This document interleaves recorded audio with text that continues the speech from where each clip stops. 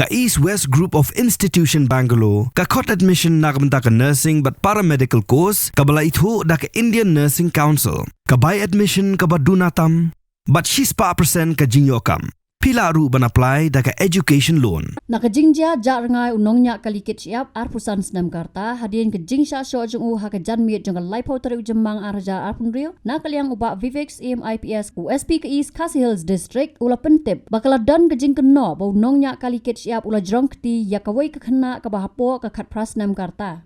Haba pentep ya kene segilat pathai kubor uba Vivex ula ong bala keno bau Nongñiah kalikit siap ula jrong kti ya ke Khynnah badena kene ke bala penlong ya Hynmen jong ke Khynnah baru Nongñiah kalikit siap ban poi se ke jinge Shoh ya dat ke ba malu mala nolor kita ula ong ru ban nakaliang ki Pulit kidang ya le ban wat ya ki daw tenrai halor kene ke jingja. There was one person by the name of Ivanza Lalu, 25 years. He went missing from the 31st of May.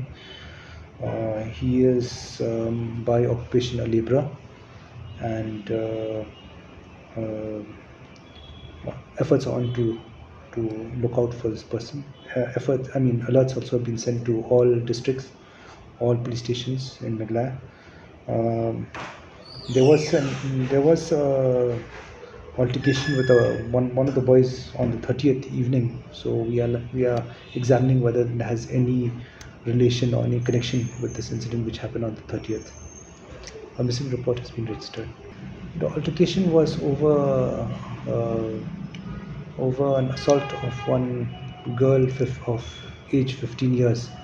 So that was the altercation which they had, and where the missing person and the brother of the victim who was assaulted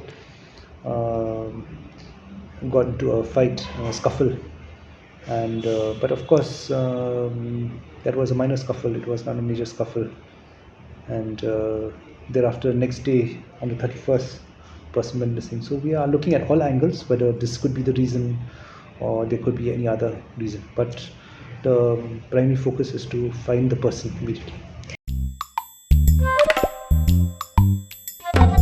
Hadien, pej bahagi ki Shah plus F. Ka plus F? Hakabam bangibam dunaki eki batay kamet. Namar kata habathiru atau kau kamlu ka umpnyang kadut pej ya ka Shah plus F haka jingsom. Yaki nutrient kumki vitamin bat ka iron la ikan diat bada ka bathau bha kam kta ka dur jingki marbam ka jingmat lani ka rukom shed yaki. Balehi banai kita. Kadon ka we ka jing mentoy ba kongsan. Ka kot ka kia. Ka nutrition ba khambha ka jing im ba khambha pendon kam daki marba medon ka Shah plus F menta kasni. Lawan Ra Shafi Lingba ko office jong Commissionerate of Food Safety Meghalaya.